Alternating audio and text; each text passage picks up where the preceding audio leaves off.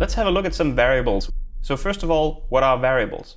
Well, variables basically are containers for storing information and different values. Imagine a variable as an ordinary box that you can put stuff into. So the box itself has a label. This is the one that you need to remember. So this is the way that you would identify your variable again, and also so that you can remember what is in that specific box. When a variable contains information, it is considered declared, so it can be used again and again in your document. So with the information in that variable, you can either sort it, organize it, manipulate it, change it, whatever.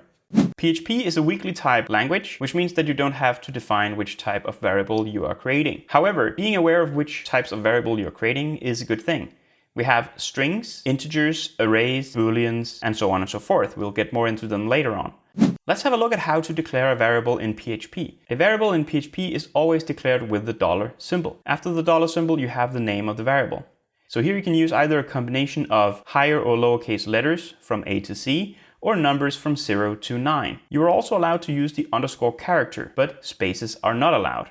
So what about naming rules? First of all, a variable must start with either a letter or a underscore. A variable name can only contain alphanumeric characters and underscores. If a variable name is more than one word, it should be separated with either underscores or with capitalization. Remember that variable names are case sensitive. So if you're referring to a variable in your code, make sure that the name matches exactly. So my variable name here is different from my variable name here. So variable names should be easy to understand. Give some thought into your names. Don't just write XYZ or the like, because it'll be hard to figure out what that specific variable contains. So which one of these variables do you find the most easy and understandable? Naming is completely up to you. Some might consider the FN the best. Some might like the first name with capitalization, and others would like to separate them with underscores. It's completely up to you. A variable doesn't need to be defined before we add a value to it. You don't have to tell which data type the variable is. PHP will automatically convert the variable to the correct data type depending on its value.